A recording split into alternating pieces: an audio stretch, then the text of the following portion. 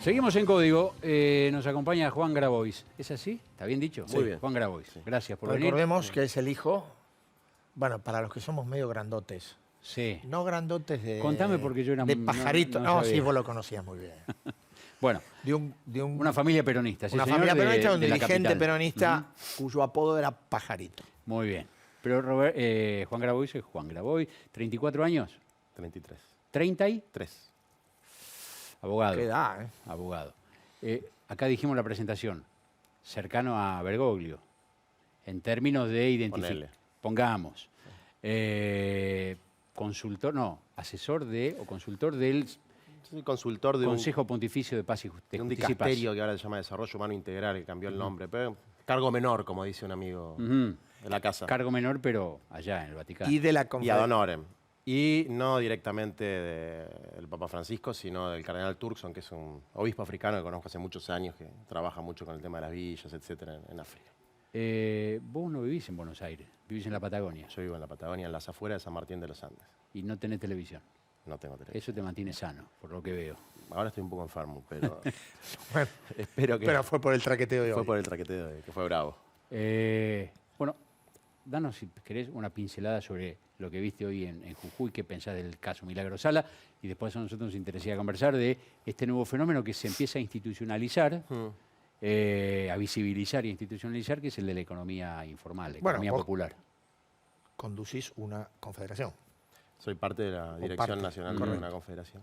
No, mira, rápido sobre el tema del juicio de hoy. Vos dijiste al principio que fui a apoyar a Milagro. Yo no sé si eso es lo que fui a hacer, digamos, ¿no? Fui a reivindicar determinadas convicciones democráticas, digamos, ¿no? Ahí en la tele vos tenés el Poder Ejecutivo Nacional, Presidente, Papá, Poder Legislativo, división de poderes, se llama. Y en Jujuy hay una supresión del Estado de Derecho que es gravísima, digamos. Hay un Poder Judicial absolutamente subordinado al poder político. Absolutamente y escandalosamente subordinado al poder político. Y hay un microclima de odio xenófobo mayoritario, porque la imagen negativa de Milagro Sala es muy mala. Por las cosas malas que habrá hecho, por los medios de comunicación. A mí no me interesa. Lo que sé es que es muy grave que el Poder Legislativo plantee un referéndum sobre cuestiones penales. Eso bueno, en principio lo rechazaron. Sí, pero está con la firma de medio bloque del oficialismo, digamos. Es muy grave que el dirigente principal del partido oficialista diga los radicales no nos vamos a arrugar frente a los organismos internacionales. Son cosas graves que están pasando y además hay una situación de violación sistemática de derechos humanos en los penales de otro tipo de presos, digamos, ¿no? Que se cobró la vida ya de un muchacho muy joven, Cardoso, en una situación muy extraña donde los imputados de ese homicidio, imputados de un homicidio recontra agravado penalmente por el hecho de ser penitenciarios, les han dado la excarcelación. No tienen una detención preventiva. Entonces hay un doble estándar, ¿no? Entonces, lo que fui a hacer yo particularmente fue a defender determinadas convicciones más allá de la persona que hoy resulta víctima de una situación que yo considero de persecución política. Pregunto yo, ¿no había una subordinación total del Poder Judicial en Jujuy al anterior gobierno? ¿A punto que no hizo nada el Poder Judicial con todas las denuncias que ya había contra Milagro Sala? Pues fíjate Me parece que acá cambió el poder y el Poder Judicial sigue adherido al poder político de turno. Cuando el poder político de turno protegía a Milagro Sala, la protegían ellos también. Cuando el poder político deja de proteger a Milagro Sala, los jueces se despiertan y se ponen activos. Mira, el Poder Judicial pareciera ser que es oficialista de todos los gobiernos y opositor de todos los opositores. No digamos, solo en Jujuy. No solo en Jujuy. Sería extraordinario que alguna vez investigue la corrupción de los oficialistas, no de los que perdieron, digamos, ¿no? Porque investigar al que perdió el poder es muy sencillo. Hay que investigar al que tiene el poder en este momento. Y en este momento Milagro no es la que tiene el poder. Y pasó algo gravísimo en Jujuy, que se nombraron 4 jueces del Superior Tribunal de Justicia, 4 diputados radicales, votaron la ampliación del Superior Tribunal de Justicia y el otro día fueron caminando, cruzaron la plaza, se fueron a jurar al Superior Tribunal de Justicia, digamos, ¿no? Entonces, esta situación, de alguna manera, trasciende el caso Sala y pone en jaque la democracia en una de las provincias federadas a la República Argentina, que tenemos que verlo muy atentamente porque es muchísimo más grave que las desviaciones que pueda tener una determinada organización social. Bueno. Es el Estado. Es el Estado. Es cierto. El Estado tiene que cuidar el Estado de Derecho Exactamente. y a los que son delincuentes tratarlo como tales. No le quepa la menor duda. No importa el Juzgarlos, lugar donde estén. Así es. Cumpliendo el debido proceso, con un jurado imparcial, sin prejuzgamiento y en el ámbito que corresponde, que es el Poder Judicial. Extraordinario. Ojalá hubiese sido siempre así, Ojalá. como vos quisieras que fuese, y todos queremos que sea ahora en Jujuy. Estaría muy bueno. Vamos al tema de emergencia social y la visibilización sociales, sí. que a alguna gente le espanta y dice, ¿cómo vas a reconocer que hay como una especie de sindicato de trabajadores en negro? Y que hay una obra social de trabajadores en negro, informales, cartoneros. ¿A dónde vamos a llegar? Se espantan algunas buenas almas. ¿A dónde vamos a llegar? Bueno, a ver, nosotros estamos frente a un problema estructural, sistemático, que no se circunscribe en la República Argentina, ni siquiera en Latinoamérica. Es un problema mundial. Es un problema también de los países llamados ricos, digamos, ¿no? Y el problema es que la contracción de la oferta de puestos de trabajo en el sistema capitalista, basado en la maximización de la ganancia, Y la tecnología. la robotización, la automatización, la biotecnología, los transgénicos, la expulsión de la población rural, un montón de situaciones que tienen que ver con la realidad, digamos, del paradigma tecnocrático del siglo XXI, hace que la contracción, digamos, de la oferta de puestos de trabajo, bueno, la demanda es la periferia que se descarta y que se inventa su propio trabajo, que es distinto a estar en negro. No es lo mismo alguien que trabaja en una pyme y el patrón no le paga los aportes que un reciclador, que un vendedor ambulante, que un cooperativista, que alguien que recuperó una fábrica que quebró. Esta es la economía popular, esto es lo que Esta es la se economía ha dado en popular. llamar la economía popular. Que no es la economía en negro del trabajador No, eso que es un cobra problema de parte de su policía sueldo del negro. trabajo. Ok. Es un problema del Ministerio de Trabajo que tiene que resolver haciendo inspecciones, digamos, porque si usted tiene un empleado, tiene que cumplir la ley. Ok. Ahora, hay un montón de trabajadores que no son empleados. Hay que empezar a distinguir lo que es trabajo de lo que es empleo. Digamos, empleo implica una relación de dependencia. Trabajo puede ser en relación de dependencia o por cuenta propia. Y surge un nuevo tipo de trabajo por cuenta propia, ya sea individual o colectivo, que es lo que nosotros denominamos la economía popular. Digo, hay algo que siempre me hace ruido a mí conceptualmente, y por ahí desde una pretensión desmedida o desde alguna ingenuidad. Digo, está muy bien la contención de los movimientos sociales en, digamos, como un mecanismo de transición, pero no como un objetivo definitivo.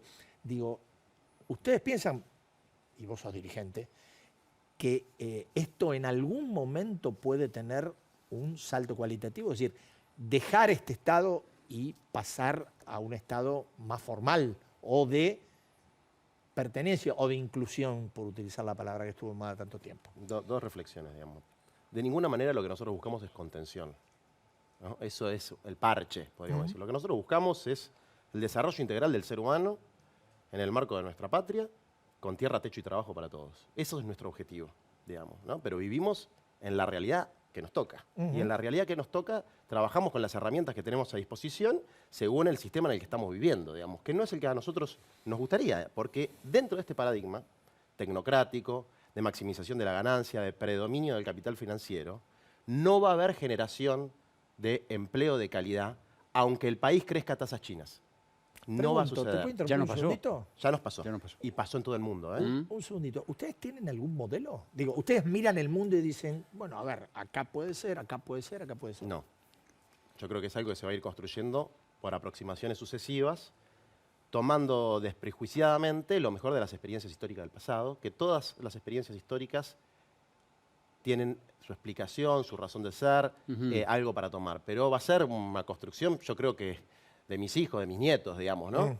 Y que lo que nosotros estamos haciendo de alguna manera es sembrar algunos principios generales, por ejemplo, que uno no vive para consumir, que el objetivo de la vida no es consumir, que uno no vive para estar absolutamente obsesionado con la acumulación de dinero, que eso atraviesa todos los sectores de la sociedad. Uno escucha mucho en estas palabras el mensaje del Papa.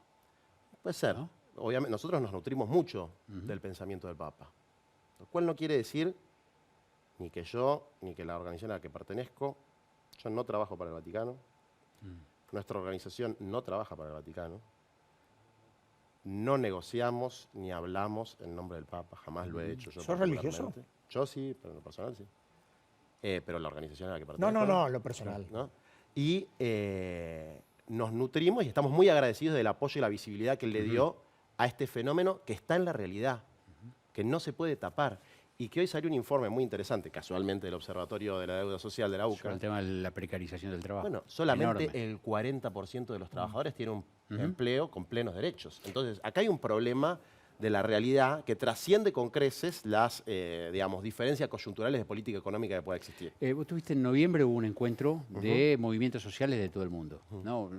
Con esta mirada argentinocentrista que tenemos, dijimos, no, el Papa recibe a los movimientos sociales argentinos, y resulta que había ¿de cuántos países? Más de 70 países. 70 países, que tienen fenómenos parecidos. Que tienen fenómenos parecidos, digamos. Con este tema de generarse su propio trabajo, de economías informales, pero no necesariamente lo tradicional en negro. Exactamente. Bueno, a ver, existen 2.000 millones de seres humanos viviendo en lo que nosotros llamamos villas o asentamientos.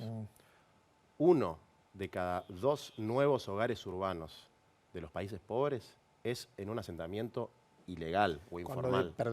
Cuando definís países pobres, ¿de qué hablas? Es lo que se llama usualmente el tercer mundo, digamos. Correcto. América Latina, África, parte de Sí, Asia. sí, sí, sí. O sea, de cada 2 personas que llegan a la ciudad del campo, una se va a una villa, a un asentamiento. En el mundo. En el mundo. No existe ninguna forma de acceder al suelo urbano para las grandes mayorías populares.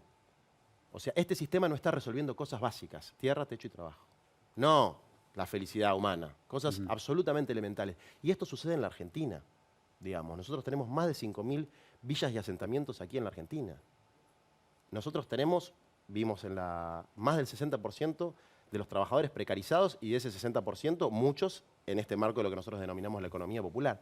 Y nosotros tenemos un campo que expulsa cada vez más a los campesinos y a los pueblos originarios, digamos, producto de la megaminería, del agronegocio, de un montón de situaciones que tienen que ver con la aplicación del paradigma tecnocrático a el área rural, digamos, ¿no? Entonces, estamos metidos en una estructura que no se va a resolver con las discusiones de la politiquería con minúscula, digamos, ¿no? Que se va a resolver con un proyecto alternativo, digamos, por lo menos esa es nuestra perspectiva.